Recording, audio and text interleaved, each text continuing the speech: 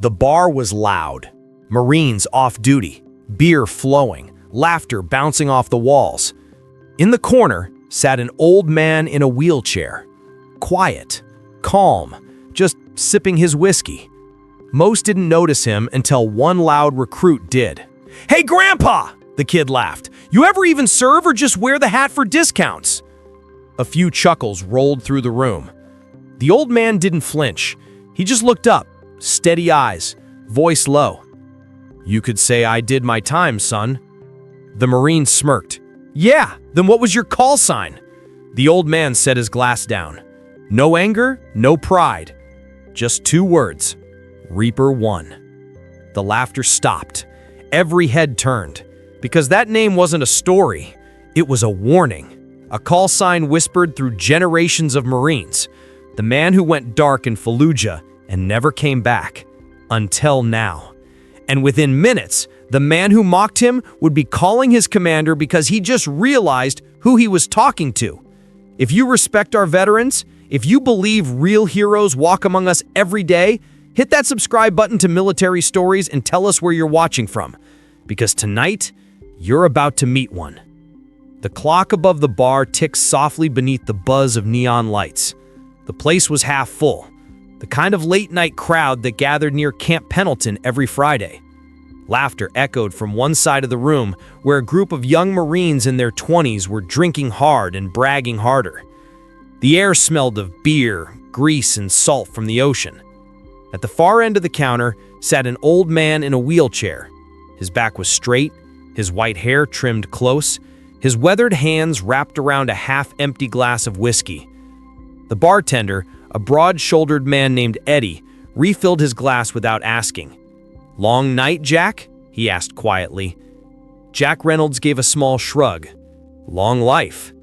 He said it without bitterness, just truth.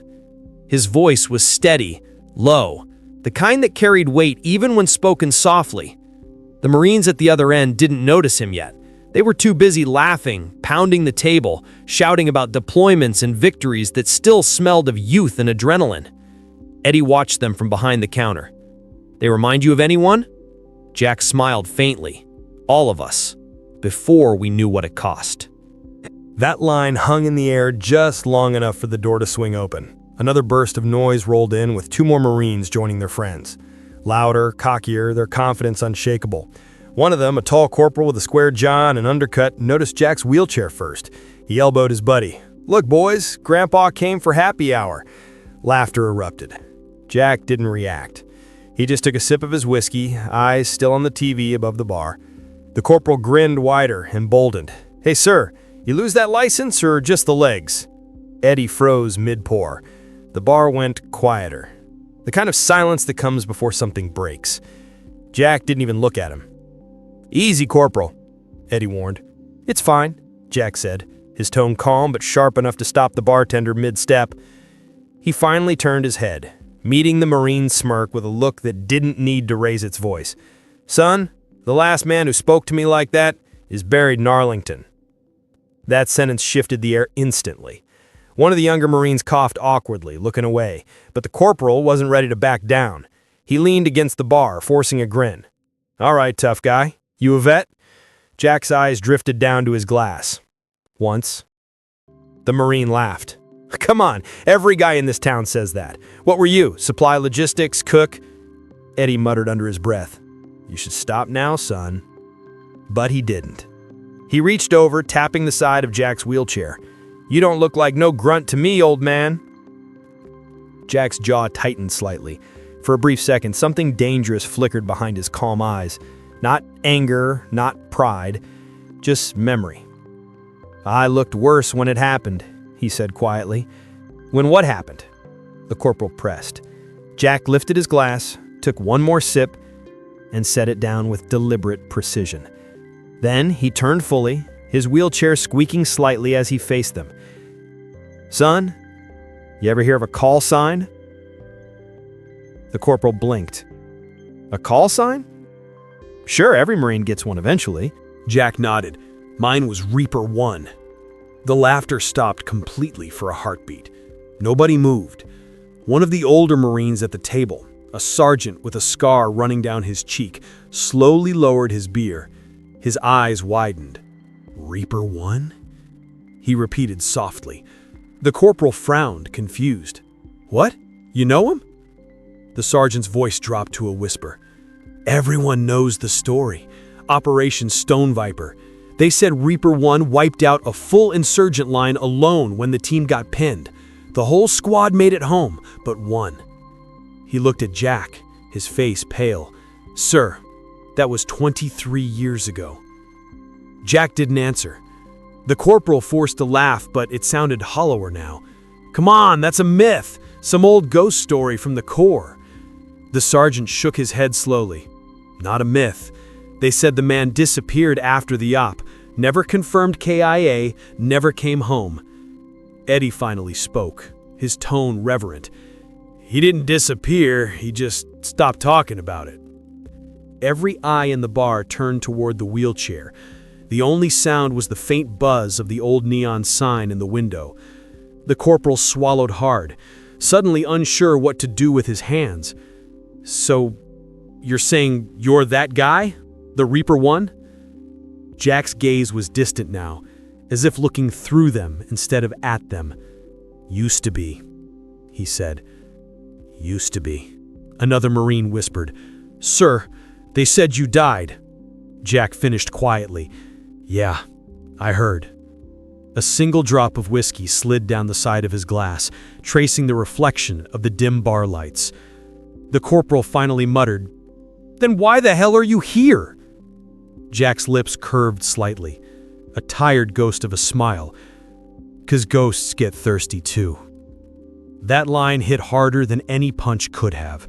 The sergeant stood up slowly and saluted, the kind of instinct you don't think about, you just do. The other Marines followed hesitantly, a few lowering their heads in respect. Eddie's voice was low, almost reverent. "Easy, boys. You're standing in front of the reason half of you ever made it home." The corporal's throat worked as he swallowed. "Sir, I didn't mean." Jack raised his hand, stopping him. "You didn't know. Most don't." He turned back to the bar, rolling his glass between his hands. The muscles in his jaw twitched once, just barely. "Most never will." The silence stretched, long and heavy, until the door at the back of the bar creaked open. Everyone turned. A tall man in a Marine dress uniform stepped in, his polished shoes echoing against the wooden floor. His expression was unreadable, but his eyes locked straight on Jack. Eddie's whisper barely carried. "Oh, hell, that's General Harris." The general took one slow step forward. "Reaper 1, he said, voice gravel low. Jack's hand froze halfway to his drink. "Sir," Harris continued. His tone weighted with something deeper than rank. "We need to talk." The bar was still as a tomb, and the corporal, the same kid who'd mocked the man minutes ago, whispered the only words he could find. What the hell did we just walk into? The air inside O'Malley's was heavy, thick with silence, tension, and the faint smell of spilled beer. Nobody spoke. Even the jukebox had gone quiet. General Harris stood by the door, rainwater glistening on his uniform. His eyes didn't leave the old man in the wheelchair. Jack Reynolds, Reaper 1. The young Marines, who minutes ago had been loud and cocky, now sat frozen in their seats.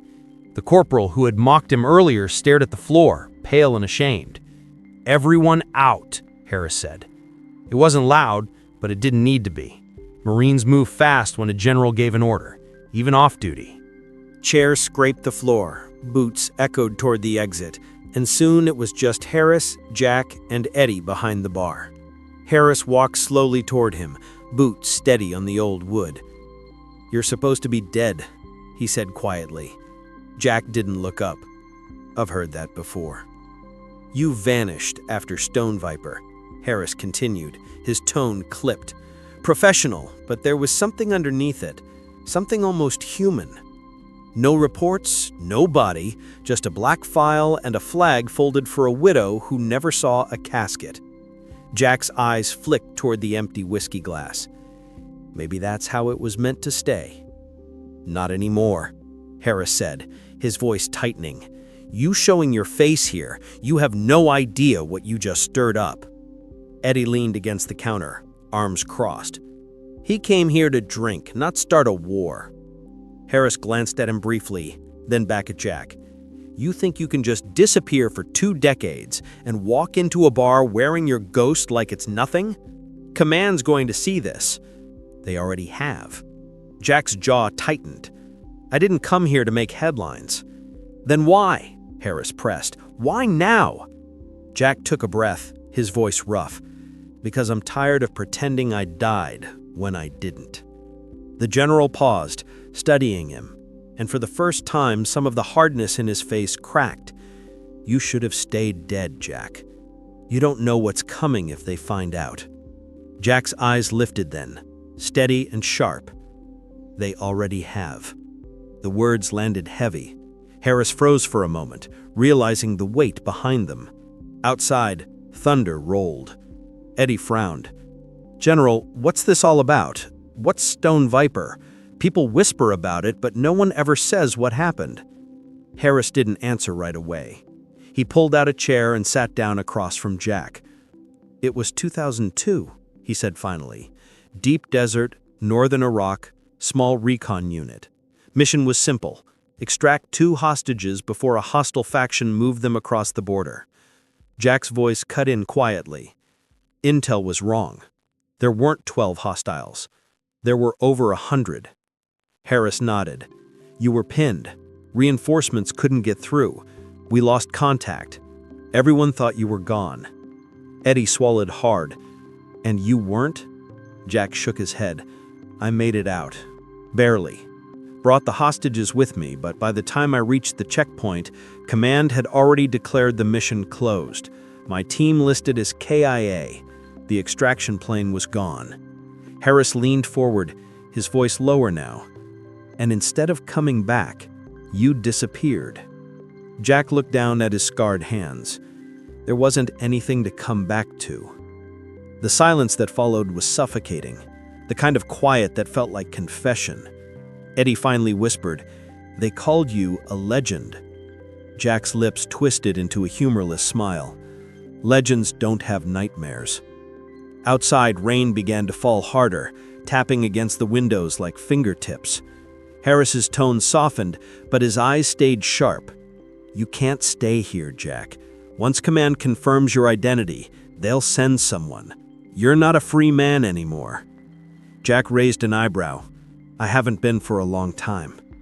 "You don't understand," Harris said. "They buried your file for a reason. You were part of a classified task force, one that didn't officially exist. If the wrong people find out you're alive, it's not just your life on the line." Jack chuckled low and tired. "I think you care about my life? I lost that in the desert." The general slammed his hand on the table, startling Eddie. "Don't do that," he snapped. "Don't act like what you did means nothing." Jack didn't flinch. "Then tell me what it meant, because I still wake up hearing their voices." For a moment, Harris didn't speak. The storm outside roared louder, filling the silence between them. "You weren't supposed to survive," he said at last. "You were supposed to die with your team. It made the mission cleaner, simpler." Jack's voice turned sharp. "Cleaner? We were human beings, not ink on a report." Harris exhaled slowly. "You were heroes, but heroes complicate politics, so Command erased you." Eddie stepped forward, anger flickering in his eyes. "So you're telling me this man saved people, survived hell, and your government pretended he didn't exist?" Harris didn't deny it. "It's not that simple." Jack's tone cut through the noise. "It's always that simple. Men like me fight. Men like him write the story." The general's jaw flexed, but he didn't argue. Instead, he reached into his pocket and slid a small sealed envelope across the table. "They'll come looking for you. When they do, take this and run. It's not safe anymore." Jack didn't touch it. "I stopped running the day I couldn't walk." The general stood, straightening his uniform. "Then you'd better be ready for what comes next." "What's that?" Jack asked quietly. "People trying to make sure ghosts stay buried." The general turned to leave, pausing at the door. "You were the best Marine I ever knew, Jack. Don't make me regret letting you live twice." Then he walked out into the storm, his figure swallowed in the rain. For a long time, the only sound was the rhythmic tapping on the window and the low hum of the bar lights. Eddie finally broke the silence. "You really think he'll come back?" Jack looked down at the untouched envelope. "No," he said softly. "He won't have to." Eddie frowned. "What do you mean?" Jack's eyes lifted, distant and calm. "Because they're already here." At that exact moment, headlights flashed through the rain. 3 black SUVs sliding to a stop outside O'Malley's, engines still running. Eddie moved toward the window. "Jack, who are they?"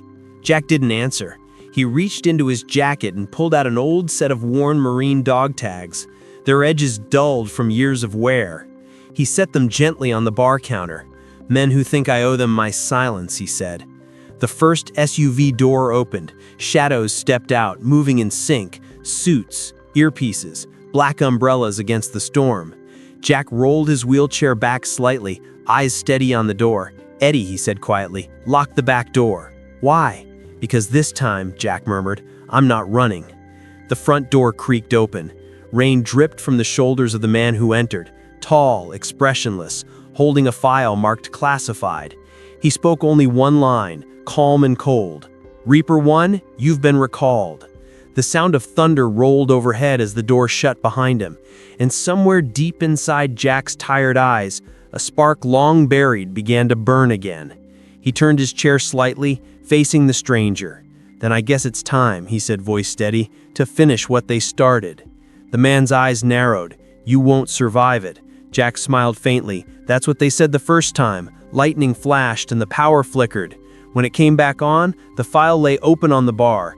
Page 1 read only 2 words, "Operation Reaper's Ghost," and the old Marine whispered under his breath, "Guess the Corps still remembers." The front window shook as a figure stepped from the last SUV, a woman in uniform, her face hidden under the hood. But Jack knew that stance.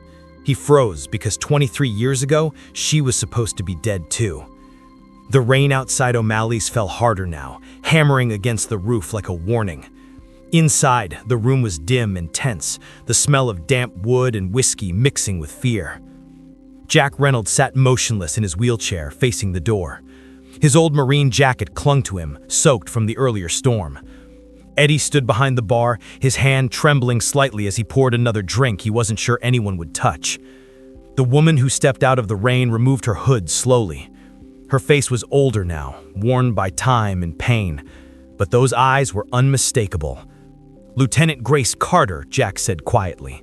"Didn't think I'd ever see you again." Grace's lips curved faintly. "Neither did I." The agent who entered before her turned sharply. "You two know each other?" Grace didn't answer. She just looked at Jack. Really looked, as if seeing a ghost. She wasn't ready to believe him. "We were on the same unit," she said finally. "Stone Viper." Eddie froze. "The same mission you said was a death trap?" Jack finished for him. "Yeah, she didn't make it out either." The agent frowned. "Then why is she standing here?" Grace's voice came out low. "Because I did what command told me to. I disappeared." Jack's jaw clenched. "You mean they bought your silence?" Grace took a cautious step forward. "You think I had a choice?" He looked up at her sharply. "We all had choices." For a moment, their eyes locked, 2 soldiers bound by the same scars, carrying different versions of the same lie. The agent cut in impatiently. "Enough reunion talk. We're here under direct orders. Command wants Reynolds in custody. He's breached national security by resurfacing." Eddie slammed his rag on the counter. "He's not some fugitive, he's a Marine." The agent turned toward him. "Not anymore." Jack's voice stopped them cold. "He's right." The room fell quiet again. "I'm not a Marine anymore," Jack continued softly. "I'm just a name they buried under the sand." Grace hesitated. There was something in his voice she hadn't heard in decades, the same calm he had before everything went wrong in the desert. "Jack," she said quietly, "if you come with us, I can make sure you're protected." He gave a dry laugh. Protected? You mean locked away in some off-the-books bunker until I die for real this time? Grace didn't respond. Eddie's voice cracked the silence. Why can't you just leave him alone? He's done nothing wrong. The agent glared. He broke protocol the second he showed up alive. Jack chuckled bitterly. Funny, I didn't realize existing was a crime. Existing with that call sign is, Grace said softly. Reaper 1 means something to people, Jack. It's not just history, it's classified mythology. Jack's tone hardened. Then maybe it's time they remembered what those myths cost. Grace's composure wavered. You think I don't remember? I buried 16 of our brothers because of that mission. His eyes darkened. And I carried their dog tags through 40 miles of hell to bring them home. The agent raised his voice. Enough, both of you. But neither of them looked away. Outside, thunder cracked again, shaking the walls. The lights flickered. Eddie muttered, "This place ain't built for this kind of storm." Grace turned toward the agent. "Give us a moment." He hesitated. Captain Walsh said. "I outrank Walsh," Grace said coldly. That ended it. The man stepped outside, muttering into his radio. Now it was just them. The bartender, the ghost, and the soldier who'd lived too long with secrets. Grace leaned against the counter. "I should have died that day," she said quietly. "They left me bleeding in the compound. You dragged me out." Jack's eyes flickered. "You remember that?" "I remember everything." "Then you remember what I told you before we split." Grace nodded. "You said if we made it out alive, we'd tell the truth." "And you didn't," he said. "I couldn't," she replied, her voice breaking for the first time. "They threatened my family, Jack. My sister, my father. I didn't have your luxury of dying on paper." Jack's jaw loosened. He wanted to hate her, but he couldn't. The war had broken too many promises to count. Eddie stepped forward, voice shaking. "So what now? You two just gonna hand him over? Pretend none of this ever happened?" Grace didn't answer right away. "If I don't, they'll send someone worse. Someone who doesn't care if he's breathing when they take him in." Jack took a deep breath. "Then let them come." Grace's eyes widened. "You don't understand." "Oh, I do," he said. "You think this is the first time they've tried to bury me?" A sharp knock hit the door. The agent outside spoke through the glass. "Captain Carter, we have confirmation from command. They're escalating." Her heart sank. "Escalating how?" "Drones are in the air. They want a live trace on the target." Eddie's voice rose. "Drones for one old man in a wheelchair?" Jack smiled grimly. "Guess they still think I'm dangerous." Grace turned toward him. "You need to move now. There's a safe house on the outskirts. Old marine property. No traceable comms. We can get there before—" A sharp whine cut through the air outside. High-pitched, mechanical, unmistakable. "They're already here," Jack said. Grace cursed under her breath, sprinting to the window. The reflection of red targeting lights glowed faintly through the rain. Eddie ducked behind the bar. "You gotta be kidding me!" Jack turned his chair toward the back exit. "There's a maintenance tunnel behind the storage room. It runs under the alley." Grace hesitated. "You sure you can still move like you used to?" He gave a dry grin. "Who said I stopped?" She helped him toward the back, pushing his chair faster than the wheels liked. The floorboards creaked, lights flickering as the power fluctuated again. Outside, the hum grew louder, a sound like hornets in a thunderstorm. Grace yanked open the door to the back hallway. "Go, Jack!" But Jack stopped halfway, turning toward her. "You still trust me?" She met his gaze. "I never stopped." The words hit him harder than the storm outside. They pushed through the narrow hall, water dripping from the ceiling. Eddie followed, muttering prayers under his breath. As they reached the end, Jack glanced back. At the bar, the empty glasses, the ghosts that would never quite leave him. For a second, he almost turned back, but then the ceiling shook. The window shattered. A red beam cut across the floor where he'd been seconds earlier. Grace yelled, "Move!" Jack gritted his teeth as the tunnel door swung open. "Where does this lead?" she shouted over the noise. "Somewhere they can't follow," he said. They slipped inside, closing the hatch just as another explosion rattled the walls. Darkness swallowed them. The sound of rain faded, replaced by the drip of underground water and the echo of boots in a narrow tunnel. Grace caught her breath, her voice barely a whisper. "What now?" Jack looked ahead into the dark. "Now," he said quietly, "we remind them why they were afraid of ghosts in the first place." From far above, through the cracks of the storm, came the sound of approaching helicopters, and in the shadows below, the old Marine's eyes burned with the same fire he'd left on that battlefield decades ago. Grace turned to him, her voice unsteady. "Jack, what's down there?" He didn't answer. He just smiled faintly. "Something we left behind," he said. And as the tunnel lights flickered back to life, the glow illuminated a row of old metal cases, each stamped with a single word: Reaper. The storm had slowed to a drizzle when Jack Reynolds rolled out of O'Malley's pub. The street glistened beneath the amber streetlights, puddles reflecting the faint red glow of traffic lights changing at the corner. The wheels of his chair hissed against wet asphalt. He didn't hurry. Men like him stopped running years ago. Behind him, Grace jogged to catch up, rain matting her hair to her forehead. "Jack, where are you going?" "Nowhere special," he said softly. "Just tired of hiding in plain sight." The low rumble of engines broke through the quiet. Black SUVs moved slowly down the block, headlights cutting through the mist like searchlights. They didn't need sirens. Their presence alone said everything. Grace glanced at him, panic flickering in her eyes.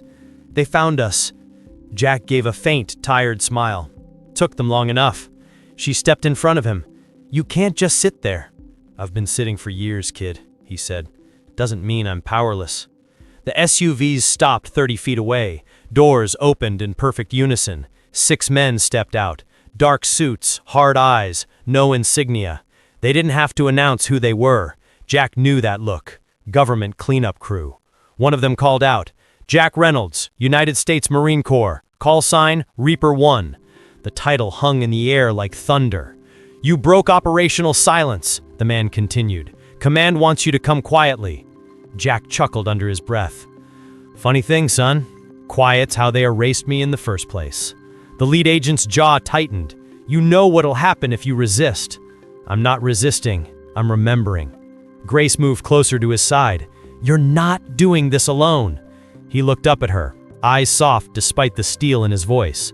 "Grace, this isn't your fight." "Yes, it is," she said. "You taught me what honor looks like. I'm not letting them take you like this." Before either could speak again, the agents advanced. Grace drew her sidearm instinctively. Jack reached over, pressing his hand gently over hers. "No guns. Not tonight." The agent stopped 5 feet away. The leader's voice lowered. "Sir, you served your country. Let us take it from here." Jack's laugh was hollow. "You can't take what's already gone." He wheeled forward closer until he could see the rain streaking down the man's face. "You think this chair makes me weak? You think erasing a file makes a ghost disappear?" He leaned forward, his voice a low growl. "Son, I was the file." The agent faltered just slightly. Jack continued, his tone now calm but heavy. "You tell your bosses the truth. The Reaper program didn't fail because we broke. It failed because we survived." Lightning flashed, thunder rolled, and for a brief moment, even the men sent to capture him hesitated. Grace stepped closer, whispering, "Jack, we have to move." He didn't look at her. "No, Grace, you move. Someone's got to walk away from this with the truth." She shook her head, tears forming. "Please don't do this." He gave a faint smile, the kind that carried both pride and peace. "Semper Fi, kid." Then he turned back to the agent, straightening as much as his damaged body allowed. "Do what you came to do, but know this. Every Marine dies twice, once when the bullet hits, and once when the world forgets his name." Rain poured harder, the agents froze, and in that stillness, the truth hung heavier than any weapon. Jack raised his hand to his temple in one last salute, steady, unwavering. The man across from him, hardened by decades of orders, found his own hand rising in return. No command, no resistance, just respect. Moments later, the SUVs rolled away into the storm. Mission unspoken, target untouched. Grace rushed forward. "Jack, what just happened?" He smiled faintly. "Sometimes you don't win by fighting. You win by reminding them you were never defeated." She knelt beside him, hands trembling. "So what now?" "Now," he said, eyes lifting toward the dawn breaking through the clouds, "we go home." The next morning, the news never mentioned it. No reports, no leaks. Just another night in a quiet Virginia town. But in a forgotten database somewhere, one line had changed. Status: Reaper 1, presumed at peace. Grace wheeled him to the pier where the ocean met the horizon. The wind carried the smell of salt and memory. She handed him a cup of coffee. He held it with shaking hands, staring out at the rising sun. "Do you ever miss it?" she asked. Jack's eyes softened. "Every day, but missing it reminds me I survived it." She smiled. "You think they'll ever tell your story?" He took a long sip, then looked at her. "Doesn't matter. You're telling it right now." Grace swallowed hard.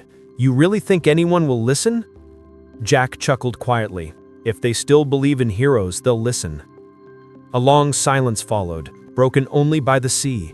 Then Grace's voice cracked, small but fierce. "Jack, thank you for not giving up, for showing me what strength really looks like." He nodded slowly. "Strength isn't standing tall, Grace. It's staying upright when the world's already knocked you down." She smiled through tears. "You sure you don't want me to tell the world who you were?" Jack's eyes glinted in the morning light. "Don't tell them who I was. Tell them who I became." She nodded. "And who's that?" "A man finally at peace." The camera faded as they sat side by side, a Marine and a friend, the tide washing over their reflections. Then Grace's voice broke the silence one last time. "If this story moved you, don't scroll away. Real heroes don't fade. They live through the people who remember them. So, please subscribe to Military Stories. Share this story. Keep their memory alive, because peace isn't the end of a soldier's story. It's the victory they earn." The waves crashed softly in the background, and for the first time since the war, Jack Reynolds smiled.